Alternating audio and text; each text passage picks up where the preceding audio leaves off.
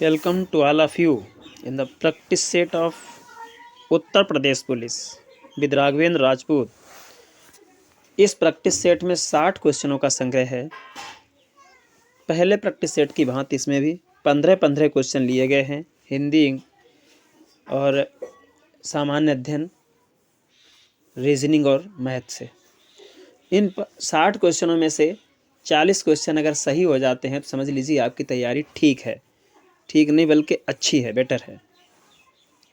पहला क्वेश्चन है, हम शुरुआत करते हैं। संयुक्त राष्ट्र संघ द्वारा मानव अधिकारों की सार्वभौमिक घोषणा को चिन्हित करने के लिए हर वर्ष किस तिथि को अंतर्राष्ट्रीय मानवाधिकार दिवस मनाया जाता है? अंतर्राष्ट्रीय मानवाधिकार दिवस मनाया जाता है 10 दिसंबर को, आप सभी को पता है। और संयुक्त राष्ट्र द्वारा मानवाधिकार की घोषणा कब की गई थी? ये 10 दिसंबर 1948 को की गई थी। ठीक है, यहाँ से 2 क्वेश्चन बन सकते हैं, दोनों क्वेश्चन मैंने आपको बता दिए। स्पीड में चलेंगे, रैपिड फायर। ठीक है, तो रैपिड फायर में ज़्यादा टाइम नहीं लगता है, सीधा सीधा चलते जाइए। निम्नलिखित में से प्रायद्वीपीय भारत की सबसे बड़ी नदी कौन सी है? प्रायद्वीपीय भारत की सबसे बड़ी नदी है गोदावरी। ठीक है, ये वाला जो भारत का भाग है ये प्रायद्वीपीय भाग कहा जाता है, क्योंकि ये तीनों तरफ से पानी से घिरा होता है। भूमि का वह भाग जो तीनों तरफ से पानी से घिरा होता है उसको हम प्रायद्वीपीय भाग कहते हैं। और गोदावरी प्रायद्वीपीय भारत की सबसे बड़ी लंबी नदी है। इसकी लंबाई कितनी है? 1465 किलोमीटर है। ठीक है, और नासिक, जो महाराष्ट्र में जो नासिक है वहाँ के त्र्यंबकेश्वर से निकलती है और फिर ये बहती हुई बंगाल की खाड़ी में मिल जाती है। नेक्स्ट क्वेश्चन है, निम्नलिखित दक्षिण अमेरिकी राष्ट्रों में से दक्षिण अमेरिकी क्षेत्र का सबसे बड़ा वन क्षेत्र कौन सा है? दक्षिण अमेरिकी राष्ट्र में दक्षिण अमेरिकी जो वन है उनमें सबसे बड़ा वन क्षेत्र कौन सा है? ये ब्राज़ील है, सबसे बड़ा वन क्षेत्र है ब्राज़ील। ठीक है, यहाँ पर कितने वन हैं? यहाँ पर 59.09% वन है। नेक्स्ट क्वेश्चन, एशिया में तीसरा सबसे अधिक आबादी वाला कौन सा देश है? एशिया का सबसे, देखिए एशिया का सबसे अधिक आबादी वाला देश पहला तो हो गया चीन। ठीक है, और चीन के बाद दूसरा देश कौन सा हो गया? भारत। और तीसरा देश है इंडोनेशिया, ऑप्शन नंबर 4 चला जाएगा। नेक्स्ट है, निम्नलिखित में से कौन सी मंगोलिया की मुद्रा है? मंगोलिया की मुद्रा ये है तोगरोक। मंगोलिया की मुद्रा कौन सी है? तोगरोक मंगोलिया की मुद्रा है। ठीक है, और यहाँ की राजधानी, मंगोलिया की राजधानी क्या है? उलान बटोर। मंगोलिया की राजधानी है उलान बटोर। ठीक है, नेक्स्ट क्वेश्चन की ओर रुख करते हैं। निम्नलिखित में से कौन सी जॉर्डन की राजधानी है? निम्नलिखित में से कौन सी जॉर्डन की राजधानी है? जॉर्डन की राजधानी है अम्मान। ठीक है, और ये सबसे, जॉर्डन जो है सबसे अधिक आबादी वाला शहर है अम्मान, जो जॉर्डन के अंदर है।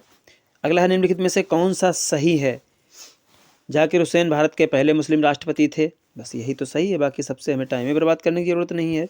नेक्स्ट क्वेश्चन है, भारत के केंद्रीय रेल मंत्री को किसकी सलाह पर नियुक्त किया जाता है? आपको याद होगा अनुच्छेद 75(1) से 75(1) के तहत कि प्रधानमंत्री की नियुक्ति राष्ट्रपति करेगा, इसी में है, और अन्य मंत्रियों की नियुक्ति राष्ट्रपति प्रधानमंत्री की सलाह पर करेगा। तो किसकी सलाह पर, अर्थात प्रधानमंत्री की सलाह पर, किनके द्वारा, अर्थात राष्ट्रपति के द्वारा। ऑप्शन नंबर 1 चला जाएगा। नेक्स्ट क्वेश्चन है, निम्न में से कौन सा गलत है? राज्यपाल राष्ट्रपति के द्वारा नियुक्त किया जाता है, ये तो सही है। राष्ट्रपति के प्रसाद पर्यंत राज्यपाल का कार्यकाल होता है, ये भी सही है। राज्यपाल राष्ट्रपति को अपना त्यागपत्र सौंपता है, ये भी सही है। 30 वर्ष की आयु का व्यक्ति राज्यपाल बन सकता है। 30 वर्ष नहीं, ये 35 वर्ष होना चाहिए। यहाँ पर कितनी वर्ष होना है? 35 वर्ष, इसीलिए ये गलत है, तो ऑप्शन नंबर 4 सही जाएगा हमारा। नेक्स्ट क्वेश्चन है, निम्नलिखित में से कौन सा सही मिलान है? अनुच्छेद 19C संघ बनाने का अधिकार। अनुच्छेद 19C संघ बनाने का अधिकार बिल्कुल सही है। 19C में संघ बनाने का अधिकार है। अनुच्छेद 19B किसी पेशे का अभ्यास करने का अधिकार, ये भी बिल्कुल सही है। अनुच्छेद 19B में क्या है? किसी पेशे का अभ्यास करने का अधिकार।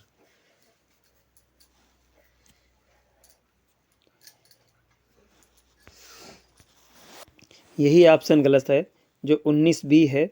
19B में पेशे के अभ्यास करने का अधिकार नहीं है। ये अधिकार किस में? ये अधिकार है 19F में।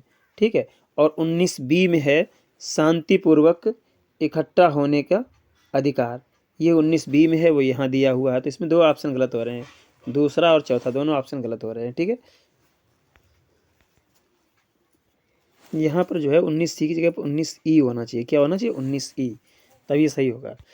नेक्स्ट क्वेश्चन है, निम्नलिखित में से कौन सा कथन सही है? 1975 के आपातकाल के समय गुलजारी नंदा भारत के प्रधानमंत्री थे। ये तो गलत हो गया, क्योंकि 1975 से 1977 तक लॉकडाउन लगा था। इधर 25 जून थी तारीख, और इधर जब ख़त्म हुआ था उस समय 21 मार्च को ख़त्म हुआ था। ठीक है, तो ये लॉकडाउन यानी आपातकाल लगा था। इस समय आपातकाल में इस समय कौन था? इंदिरा गांधी जी प्रधानमंत्री थी। तो ये ऑप्शन नंबर 2 चला जाएगा। ठीक है, अगला, एशिया के निम्न देशों में कौन सा तेल शोधक पेट्रोलियम का सबसे बड़ा उत्पादक? एशिया में सबसे बड़ा उत्पादक सऊदी अरब है। कौन है सबसे बड़ा उत्पादक? कौन है? सऊदी अरब है। नेक्स्ट क्वेश्चन, निम्न में से कौन सा भारत का सबसे पुराना तेल उत्पादक राज्य है? ये सबसे पुराना है असम।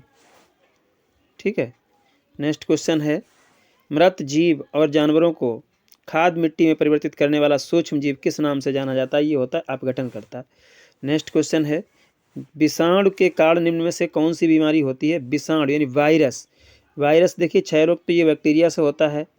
ठीक है, तो अब वायरस किसके कारण, वायरस से होने वाली बीमारी कौन सी है ये पूछ रहा है। पेचिस होती है एंटमीबा हिस्टोलिटिका के द्वारा, एंटमीबा हिस्टोलिटिका के द्वारा। तो ये भी रोग नहीं हुआ।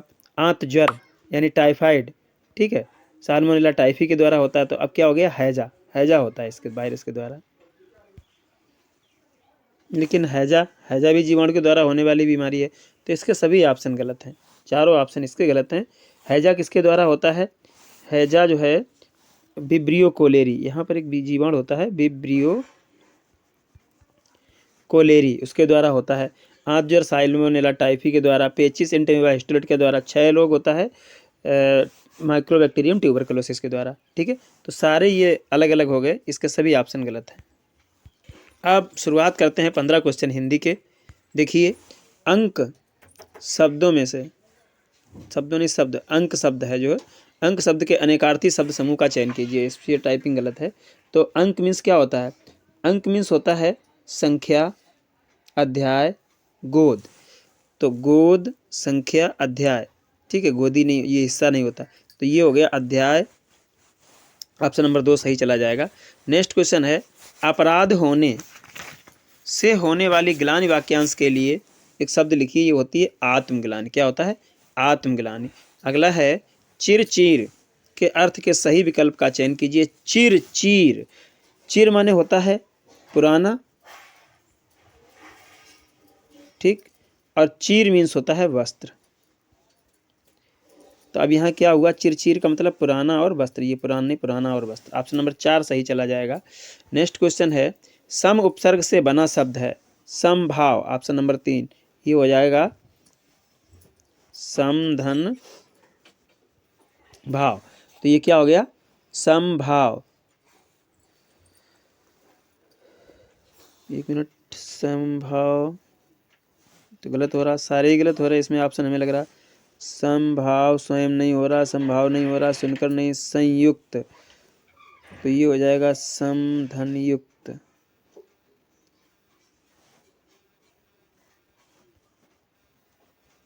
समधन युक्त, यही जाएगा ऑप्शन नंबर 1 सही। ठीक है, नेक्स्ट क्वेश्चन है, रंगीला शब्द में प्रत्यय होता है। देखिए, प्रत्यय हमेशा शब्द मूल शब्द के बाद में लगाया जाता है। ठीक है, ये रंगीला, इसको हम तोड़ेंगे तो ये हो जाएगा रंग धन ईला। अब ये बाद में लगा हुआ है रंग में ईला। ठीक है, तो ये ऑप्शन नंबर 4 सही चला जाएगा। अगर इधर लगाया जाता है, जैसे पहले इधर की तरफ जो लगता है वो होता है क्या? उपसर्ग। मूल शब्द से पहले लगकर शब्द बनाया जाएगा तो उपसर्ग के द्वारा बनाया जाएगा, मूल शब्द के बाद में लगाया जाएगा तो उसे प्रत्यय कहा जाएगा। आप सभी लोग जानते हैं, इस पर ज़्यादा समय देने की जरूरत नहीं है। सूर्योदय में कौन सी संधि, ये भी आपको सबको पता है। सूर्योदय में कौन सी संधि? देखिए, ऊपर एक मात्रा है, या फिर ऐसे कह लीजिए आ, सूर्य में आ, धन, उदय उ, आ और उ मिलकर के ओ बना रहे हैं। जहाँ पर 2 स्वर मिलकर के एक स्वर, एक नया स्वर बना दें, ठीक है, वहाँ पर क्या होता है? वहाँ पर होता है गुण संधि। तो यहाँ पर कौन सी संधि हो जाएगी? यहाँ पर गुण संधि हो जाएगी, या फिर सीधा कहिए एक मात्रा अगर ऊपर है तो गुण संधि हो गई। हमने संधियों को बहुत विधिवत बताया हुआ है, हमारे प्लेलिस्ट में जाकर के आप वीडियो को देख लें। शुद्ध वाक्य का चयन कीजिए। उसका शिमला जाना, उसने शिमला जाना, उससे शिमला जाना, उसे शिमला जाना। तो इसमें कौन सा ये है, उसे शिमला जाना है। अगर आपको अधिक जानकारी वीडियो देखनी है, अधिक जानकारी के लिए विधिवत, तो हमारे टेलीग्राम चैनल को ज्वाइन कर लीजिए। टेलीग्राम चैनल का लिंक हमने डिस्क्रिप्शन में दे रखा है। आप टेलीग्राम चैनल को ज्वाइन करके जितने भी वीडियो हमने बनाए हैं सारे वीडियो आप उसको वहाँ पर देख सकते हैं। ठीक है। अगला है सज्जन शब्द में समास है। देखिए सज्जन, सज्जन का जो संधि विच्छेद करेंगे तो सत, सत है जो जन, है जो जहाँ लग जाए। ठीक है। कौन सा समास होता है वहाँ पर? वहाँ पर होता है कर्मधारय समास। ठीक है। नीला है जो अंबर, सत है जो जन, क्योंकि ये सत जो है ये विशेषता बता रहा है जन की, और जहाँ विशेषता बताई जाती है पहला पद विशेषण होता है वो कर्मधारय होता है। वाच्य के कितने भेद होते हैं? वाच्य के कितने भेद होते हैं? देखिए वाच्य के 3 भेद होते हैं। ऑप्शन नंबर 4 चला जाएगा। कौन कौन से होते हैं? कृतवाच्य, कर्मवाच्य और भाववाच्य। कृतवाच्य, कर्मवाच्य और भाववाच्य। वह दिन भर पढ़ता रहता है। रेखांकित पद में अव्यय का भेद बताइए। रेखांकित पद है दिन भर, और दिन भर में अव्यय पद का भेद पूछा गया है, तो ये भेद कौन सा है? ये निपात भेद है। कौन सा है? ऑप्शन नंबर 2 चला जाएगा, निपात। निपात रूप में जो प्रयुक्त अव्यय होता है वो तक, भर, भला, भी, ही, ऐसा कुछ होता है। तो दिन भर भर लगा हो, तक लगा हो, भला लगा हो, ये सब कैसे होते हैं? निपात होते हैं। ठीक है। चलिए नेक्स्ट क्वेश्चन, कोष्टक में दिए गए विराम चिन्ह का नाम बताइए। ये होता है विस्मय बोधक। ये इस तरीके से उल्टा आई जो बनता है आई की तरह, वो विस्मय बोधक चिन्ह होता है। नेक्स्ट क्वेश्चन है, इसमें और भी बताते चलें आपको, बताते क्या चलें, ये सारे आपको पता हैं। ये अल्प विराम होता है इस तरीके से, ये प्रश्नवाचक होता है, और इस तरीके से पूर्ण विराम होता है, सारे आपको पता है। बाल की खाल निकालना मुहावरे का अर्थ है। बाल की खाल निकालना मुहावरे का अर्थ होता है बहुत मीन मेख निकालना। नेक्स्ट क्वेश्चन है, 4 दिन की चांदनी फिर अंधेरी रात, लोकोक्ति का अर्थ है 4 दिन की चांदनी, यानी 4 दिन चांद दिखना, चांदना, थोड़े दिन का सुख। ऑप्शन नंबर 1 थोड़े दिन का सुख। नेक्स्ट क्वेश्चन है, भेल स्तनधारी चूहा। अब यहाँ से आपके हिंदी के क्वेश्चन समाप्त हुए। अब हम शुरुआत करते हैं रीजनिंग। रीजनिंग के पहले क्वेश्चन से आपका स्वागत है। भेल स्तनधारी है, कह रहा है भेल स्तनधारी है, तो चूहा क्या है? चूहा किस में आता है भाई? चूहा भी स्तनधारी में आता है। चूहा भी स्तनधारी में आता है, तो ऑप्शन नंबर 3 सही चला जाएगा। ठीक है। नेक्स्ट क्वेश्चन है, इसमें देखिए एक और है, ये रीजनिंग के अनुसार अगर पूछा जाए तो कृतंक सही जाएगा, क्योंकि आयोग ने पिछले पेपर में ये क्वेश्चन पूछा हुआ है, कृतंक सही माना था, तो कृतंक सही जाएगा। ठीक है। और अगर साइंस के पर्पज से पूछा जाए तो चूहा स्तनधारी होता है। ठीक है। लेकिन यहाँ पर चूहा के लिए कृतंक लगाएंगे, चूहा और खरगोश दोनों के लिए कृतंक लगाया जाता है। ठीक है। कृंतक, सॉरी कृतंक नहीं, कृंतक। अब देखिए आगे, एक लड़की एक लड़के को अपनी माँ के भाई के पुत्र के रूप में पेश करती है। देखिए एक लड़की एक लड़के को अपनी माँ, ये इसकी माँ हो गई, माँ के भाई, इसका भाई के पुत्र, पुत्र इसकी कौन हो गई? इसकी कौन हो गई? के रूप में पेश कर, ये मात्रक या पैतृक भाई हो गया। कौन हो गया? मात्रक या पैतृक भाई, इस तरीके से कह लीजिए। यानी लड़की की माँ और माँ का भाई और भाई का पुत्र। ठीक है। यानी मामा का पुत्र हो गया। ठीक है। क्या हो गया? मामा का पुत्र। तो यहाँ पर जाएगा मात्रक भाई। अगला है, महिला की ओर संकेत करते हुए एक औरत ने कहा, वह मेरे पिता के एकमात्र बेटे की दादी की पुत्रवधू है। पुत्रवधू, तो देखिए महिला की ओर संकेत करते हुए एक महिला है, इसकी ओर संकेत करते हुए एक औरत ने कहा, इसकी ओर संकेत करते हुए वह मेरे पिता, इसके पिता के एकमात्र बेटे, एक इकलौता बेटा, इसके पिता का इकलौता बेटा, तो इसका कौन हो गया? भाई की दादी। अब भाई की दादी तो इसकी भी जो दादी हो गई की पुत्रवधू, और दादी की पुत्रवधू है। ठीक है। तो यानी इसकी पुत्रवधू इस लड़की की भाभी हो गई। सुनीता का क्या संबंध है? पुत्रवधू का सुनीता से क्या संबंध है? पुत्रवधू का सुनीता से क्या संबंध है? तो इसकी भाभी हो गई। सीधी सीधी सी बात। इसमें ऑप्शन नहीं दिया हुआ है, तो ये इसकी भाभी है। कौन है? भाभी है। और इसका कोई ऑप्शन सही नहीं है, सारे ऑप्शन गलत हैं। जब शब्द अक्षर के वर्णमाला क्रम में सजाया जाए, यानी देखिए वर्णमाला के क्रम के अनुसार अगर इनको सजाया जाए तो कितने अक्षर ऐसे होंगे जिनके स्थान अपरिवर्तित रहेगा। देखो यस। अब इसमें देखिए सबसे पहला अक्षर कौन सा होता है ये हमें देखना है। सबसे पहला अक्षर कौन सा होता है ये हमें देखना है। तो सबसे पहला अक्षर इसमें क्या होता है, सी। देखिए सबसे पहला अक्षर क्या होगा, सी। सी के बाद में क्या आएगा, यच। यच के बाद में क्या आएगा, आई। आई के बाद में क्या आएगा, यस। यस के बाद में टी, और टी के बाद में डब्लू। अब देखिए यहाँ पर कौन सा अक्षर है, आई। आई से पहले दो अक्षर हैं और आई से पहले यहाँ भी दो अक्षर हैं, तो इसका मतलब एक ऐसा शब्द होगा आई जिसका स्थान नहीं बदलेगा। इधर 3 है आई के बाद में, इधर भी 3 है आई के बाद में।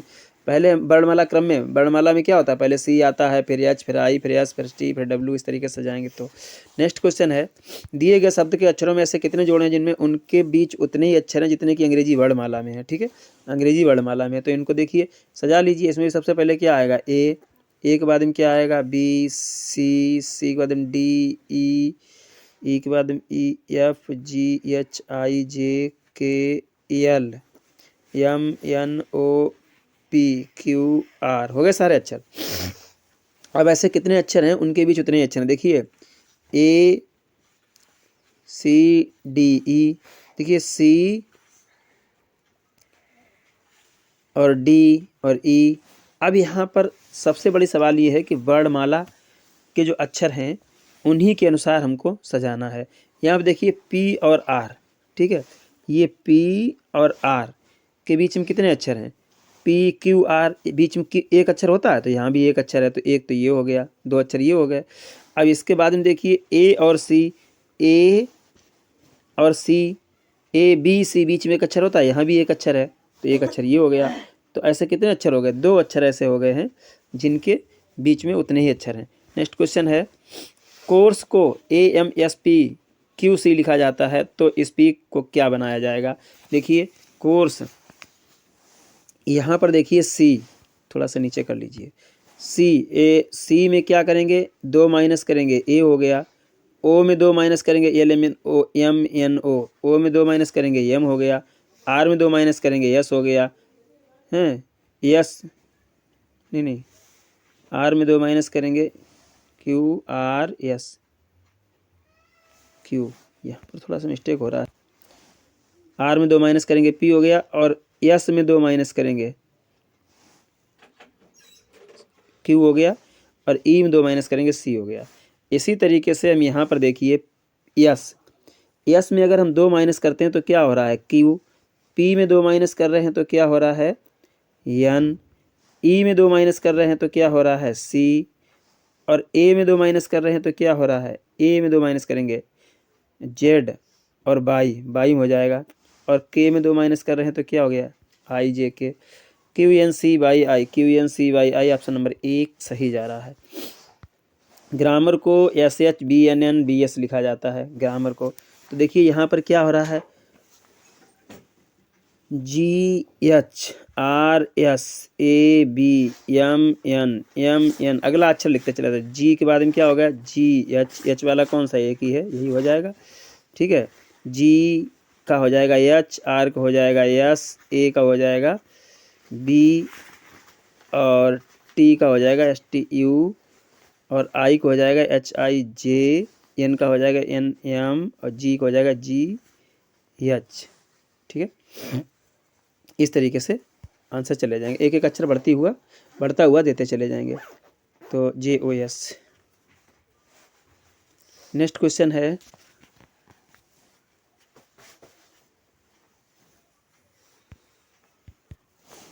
ये यस की जगह पर यच कर लीजिएगा, यहाँ पर यच, ये इसकी जगह पर यच, गलत टिप छपा हुआ है। नेक्स्ट क्वेश्चन है, यदि पहले मैं मंगलवार को क्या है, यदि पहली मई, यहाँ कर लीजिए पहली मई, ये मई नहीं है, मई को मंगलवार है तो पहले जून को क्या होगा।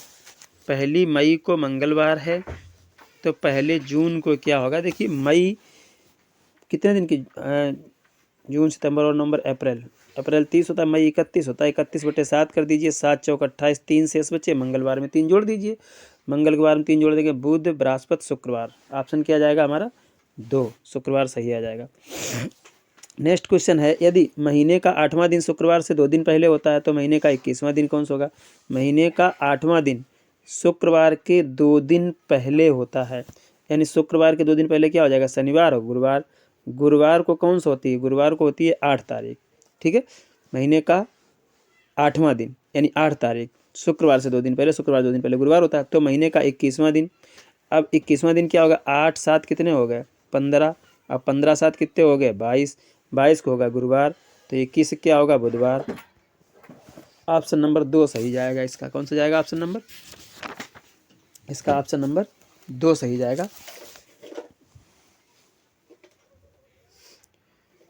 एक मिनट, इसको जरा दोबारा देख लें, यहाँ थोड़ी सी मिस्टेक कर गए हैं। शुक्रवार से 2 दिन पहले, शुक्रवार से 2 दिन पहले ये यहाँ पर आएगा बुधवार।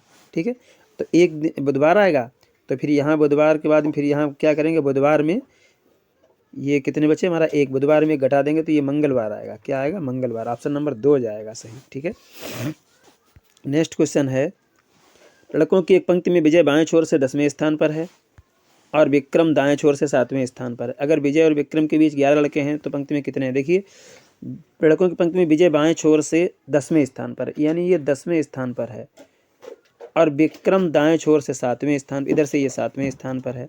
ठीक है, और बाएं छोर से 7वें स्थान पर अगर विजय और विक्रम, और 11 इनके बीच में है। ठीक है, जोड़ दीजिए, 21 और 7 कितने हो गए?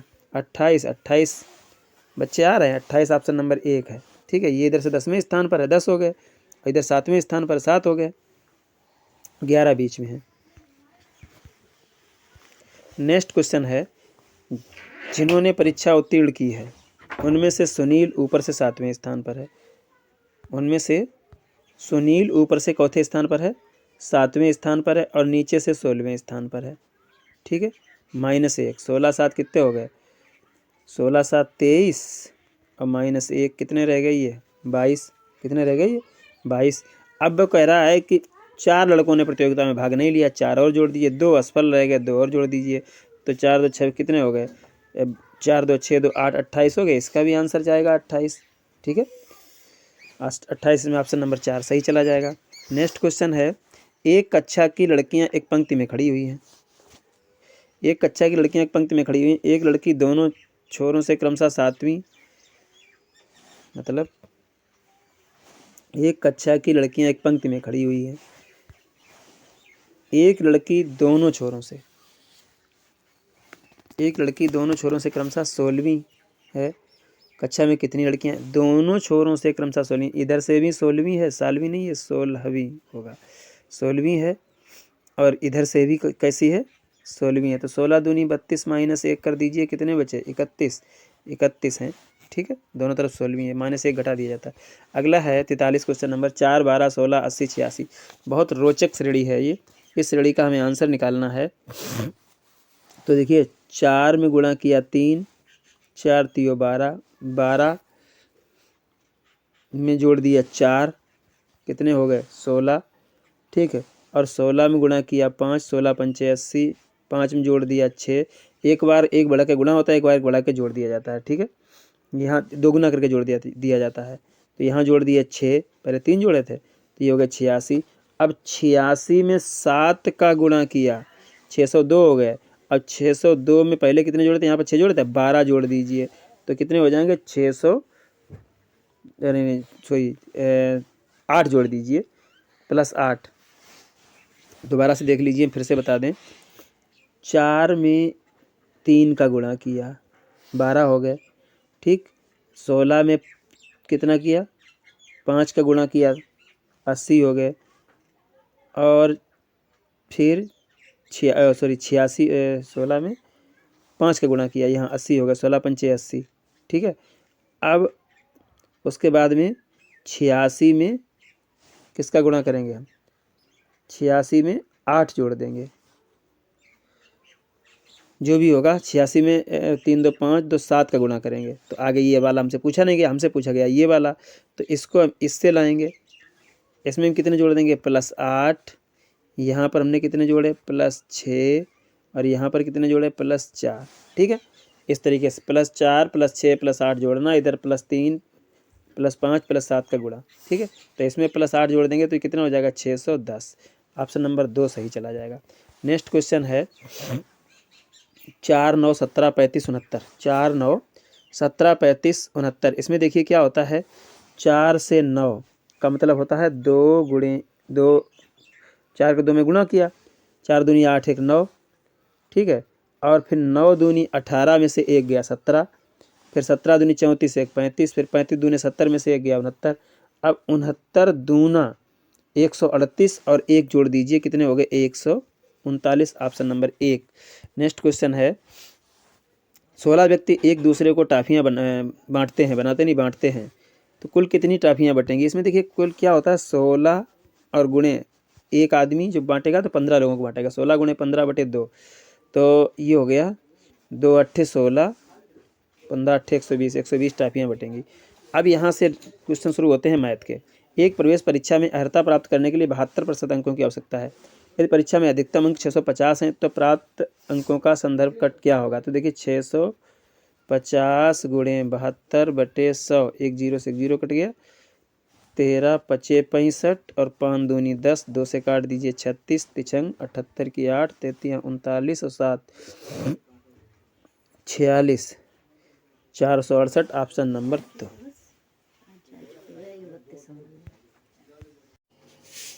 किसी प्रवेश परीक्षा में अर्हता प्राप्त करने के लिए 72% अंकों की आवश्यकता होती है। यदि परीक्षा में अधिकतम अंक 650 हैं तब अर्हता प्राप्त अंकों का संदर्भ में कट ऑफ क्या होगी। देखिए 650 का 72%, तो ये हो गया 5, 650 है, एक जीरो से एक जीरो काट दीजिए, 5 दूनी 10 और 2 का इधर दीजिए भाग, 36 हो गया ये, ठीक है। और इधर ये 5 दूनी 10, 13 पचे 65, ठीक। तो अब इस 13 का 36 में गुणा कर दीजिए, 13 छंगा 78 और 13 तियाँ 39, तो ये हो गया 400, ये हो गया 468। कितना हो गया 468। Option number 3। नेक्स्ट क्वेश्चन है यदि 264 को 31:13 के अनुपात में विभाजित किया जाता है छोटे भाग का, तो 264 बटे में 13 31 जोड़ लीजिए, 13 31 होते हैं 44। गुणा किसका करेंगे, जो भाग का मान निकालना है, छोटे भाग का निकालना है तो 13 का, बड़े भाग का निकालना है तो 31 का, छोटे भाग का निकालना है 13 गुणा कर दिया, काट दीजिए, 11 चक्को 44, 11 दूनी 22, 4 बचे, 11 चौक 44, ठीक है। 4 छंग 24 और 13 का क्षमीकृत छंग 78, 13 छक्का 78। Option number 2। आपका समय बिल्कुल बर्बाद नहीं करते हैं, बहुत स्पीड से लेकर के चल रहे हैं। नीचे दी गई संख्या में कौन सी संख्या पूर्ण वर्ग नहीं है। देखिए पूर्ण वर्ग संख्या जो होती हैं उनके, पूर्ण वर्ग संख्या जो नहीं होती उनके अंत में इकाई के स्थान पर 2 3 7 8 ये जो हैं 4 अंक नहीं आते हैं। किसी भी 1 से 9 तक का वर्ग करिए, किसी भी संख्या के अंत में ये नहीं आएंगे, तो इसका मतलब ये ऑप्शन नंबर 1 जाएगा, इसके अंत में 3 है। नेक्स्ट क्वेश्चन है 7/16 और 7/48 में अंतर निकालना। घटा दीजिए इनको, एलसीएम ले लीजिए 48, 16 तियाँ 48 और 7 तियाँ 21 माइनस 7, ये हो गए हमारे 21 में से 7 गए, तो ये हो गया 14, 14/48, 7 दूनी 2 सत्ते 14 और 24 दूना 48, 7/24 आंसर आ रहा है, ऑप्शन नंबर 2। नेक्स्ट क्वेश्चन है, इसको सीरियलिटी से लिख लीजिए, ठीक है। 113 दशमलव, अब यहाँ पर 5 है लास्ट में तो 5 जीरो कर लीजिए, ठीक है। 113 दशमलव, ये दशमलव है। इसके बाद में फिर ये आ रहा 11.3, बेफजूल में जीरो आगे बढ़ा दीजिए अपनी सुविधा के लिए, 1.13, फिर जीरो बढ़ाते जाइए। इसके बाद में 0.113, इसके बाद हम 0.0113 जोड़ लीजिए, 3 3 1 4, 3 2 5, 3 2 5, 3 2 5, 2 1, ये हो गए 1, 125.5543, ऑप्शन नंबर 4। नेक्स्ट क्वेश्चन है 72 अब इसमें सबसे पहले हम छोटा कोष्टक तोड़ते हैं, ये वाला बीच वाला, ठीक है। तो ये तो ऐसे लिख देंगे 72 में भाग बड़ा कोष्टक 38 माइनस मझला कोष्टक 30 और माइनस, अब यहाँ का तोड़ लीजिए, देखो 4 का भाग इसमें देंगे कितने हो जाएंगे 15, और 15 में फिर 5 के गुणा करेंगे, 15 पना 75, और 75 ये माइनस चिन्ह लगा है 60 से पहले, तो यहाँ 75 माइनस हो गए। अब 75 को 31 में से घटा दीजिए तो कितना बचा, ये 4 और 4 3 7, ये बचे 44, 44 कितने बचे माइनस के, तो माइनस के 44 ये बचे, और ये एक माइनस ये लगा तो ये प्लस हो गए, ठीक है। अब ये प्लस हो गए तो ये कितने हो गए, ये हो गए 74, तो यहाँ पर हो गया 72 में भाग बड़ा कोष्टक 38 माइनस 74। अब 38 में से 74 घटाइए, तो कैसे घटाएंगे, ये हैं 38 में से जब हम 74 घटाएंगे तो ये हमारे आ जाएंगे 6, यहाँ इसमें से ऐसे यहाँ रख लीजिए, यहाँ 14 14 में से 8 गए 6, यहाँ रह गए कितने 6, 6 में से 3 गए 3 6, और भाग का निशान लगा दीजिए, इधर कितने हैं 72, ये माइनस के बचे हैं क्योंकि ये 74 माइनस के हैं ज़्यादा। अब ये 36 का इसमें भाग दोगे कितनी बार जाएगा, 2 बार, 36 माइनस के हैं तो -2 आंसर आ रहा है, ऑप्शन नंबर 1 सही चला जाएगा। नेक्स्ट क्वेश्चन है, स्थिर जल में रजनी 7.5 घंटे में 135 किलोमीटर जा रही है, दूरी बटे चाल स्थिर जल में रजनी 7.5 घंटे में 135 किलोमीटर जा रही है, तो ये हो गई दूरी और ये हो गया समय, ठीक है। जबकि वह धारा के विपरीत 4 घंटे में 48 किलोमीटर जा रही है, ठीक है। तो चाल क्या होती है, दूरी बटे समय, तो यहाँ दूरी 135 बटे समय 7.5, ये धारा के स्थिर जल में जा रही है, और धारा के विपरीत जा रही है, धारा के विपरीत 4, तो ये हो गया 4, ये हो गया 48 बटे 4, इनको घटा दीजिए, तो 4 का इसमें दीजिए, 4 1 4, 4 दूनी 8 12, माइनस इसका 1 दशमलव हटा दिया, ऊपर 0 हो गया, काट दीजिए 75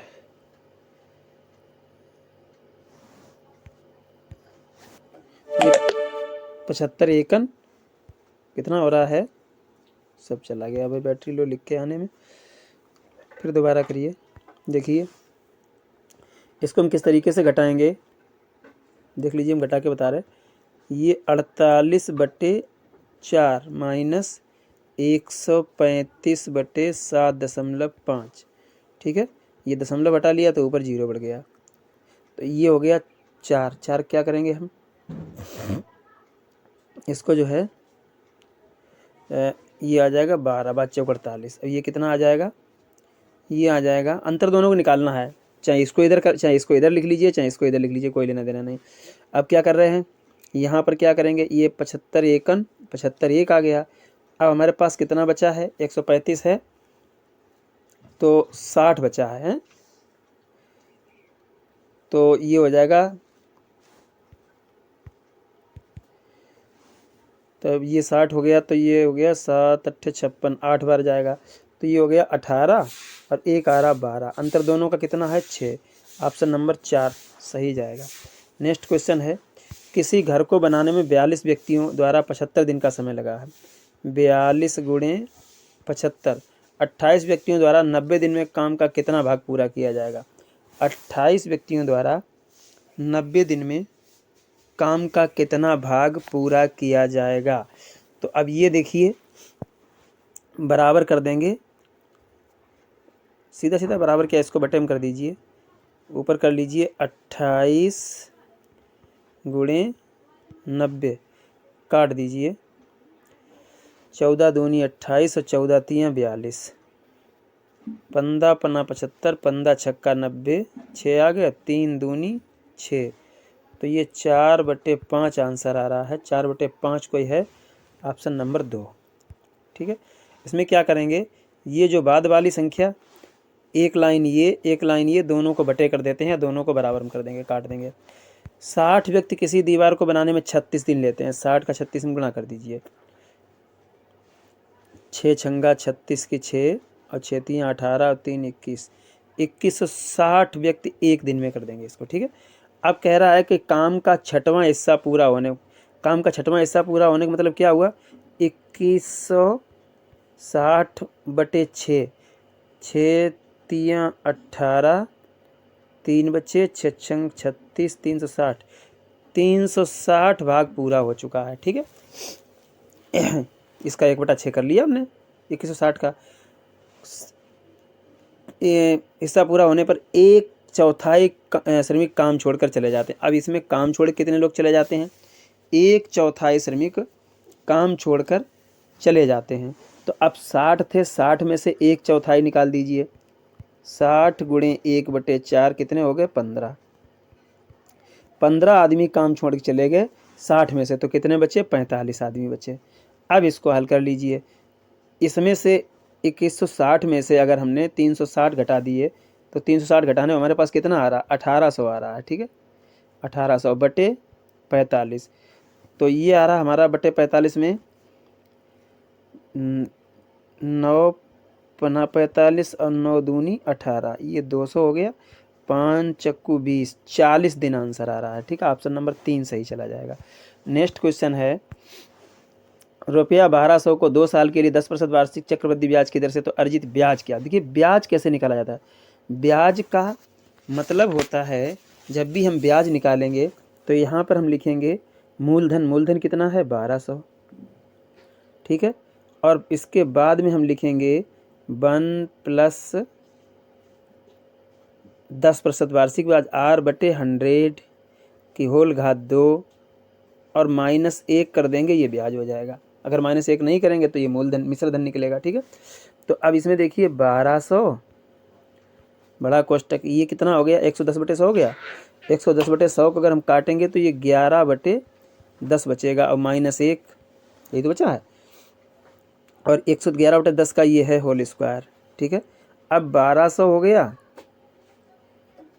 1200, और इधर देखिए इसमें क्या हुआ, जब इसको हम करेंगे तो ये 121 हो जाएगा, 121/100 -1, 121/100, ये 1 घटाएंगे तो ये आ जाएगा हमारा 21/100। यहाँ से जब हम घटाएंगे तो 1200, ठीक है, और इधर गुणा हो जाएगा, ये 21 बचेगा, 21/100, 2 0 कट गए। ठीक है, तो हमारे पास 12 × 21 रह गया, 12 × 21 का गुणा करेंगे तो ये आ जाएगा 12 एकन 12, 12 दूनी 24, 1 25, 252 रुपये आ रहा है। ऑप्शन नंबर 4 सही जाएगा। नेक्स्ट क्वेश्चन है, 15:x/5:22, तो x/y ज्ञात कीजिए। बहुत आसान है, देखिए 15/x और बराबर में कर देंगे 5/y, 5 एकन 5, 5 तिया 15, तो x/y क्या आ रहा है, 3:1 आ रहा है, सीधा सीधा ऑप्शन नंबर 3। नेक्स्ट क्वेश्चन है, 990 रुपये पर 5 वर्ष में 16% वार्षिक ब्याज की दर से साधारण ब्याज होगा। देखिए ये जो प्रतिशत होता है, प्रतिशत हटा के बट्टे में 100 कर लीजिए, इस 100 से इसका भाग दे दीजिए, इसमें तो ये हो गया 9.9 रह गया, 100 का भाग दे दिया। अब 16 पंचे 80, इनका गुणा कर दीजिए, 8 नेम 72, 8 नेम 72 और 7 79, 792 रुपये। ऑप्शन कोई, ऑप्शन नंबर 4, 792 रुपये, ऑप्शन नंबर 4। नेक्स्ट क्वेश्चन है, किसी वस्तु पर 23% के लाभ और 9% की हानि के बीच का अंतर 928। 23 और 9 में अंतर बता दीजिए कितना होता है। 23 में से अगर हम 9 घटाएंगे तो कितने हो जाएंगे, 14। ठीक है, 23 में से अगर हमने 9 घटा दिए तो कितने हो गए हमारे पास, 14 बचेंगे। और ठीक है, ये हानि और लाभ हो रहा है, इनको हम जोड़ेंगे। ठीक है, 23 और 9 इन दोनों को जोड़ दीजिए तो ये कितने आ रहे हैं, ये आ रहे हैं 32। ठीक है, तो ये 32/100 बराबर कितना है, 928। ठीक है, 32/100 बराबर 928। अब इसको हम काट लेंगे, 32 से काटिए, 32 दूना 64, कितना हो रहा है, 32 दूना 64 और अब हम घटाएंगे इसमें से 32, 64 92 में से घटा देंगे तो हमारे पास बचेगा 28, और 28 यहाँ बचेगा हमारे पास, 8 का उतारा हो जाएगा, 288 हो गए। 32 नेमा 288 होते हैं 9 हो गए। इन 100 का इसमें गुणा हो जाएगा तो ये 2900 हो जाएंगे। 2900 ऑप्शन नंबर 3 के साथ चला जाएगा। नेक्स्ट क्वेश्चन है 100 रुपये की वस्तु को 130 रुपये में बेचने पर कितना लाभ होगा। सीधी सी बात है, 100 रुपये की वस्तु है, 130 रुपये में बेची है, 30% लाभ हो गया। 100 पे 30 लाभ, 30% लाभ हो गया। Option number 2। नेक्स्ट क्वेश्चन है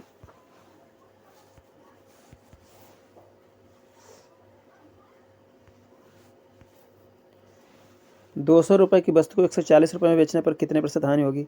200 रुपये की वस्तु को कितने में, 140 रुपये में बेच दिया तो हानि प्रतिशत पूछ रहा है। सीधे तौर से निकाल लीजिए, 200 रुपये पे कितना घाटा हुआ, 140 में 60 रुपये घाटा हुआ, तो 100 रुपये कितना होगा,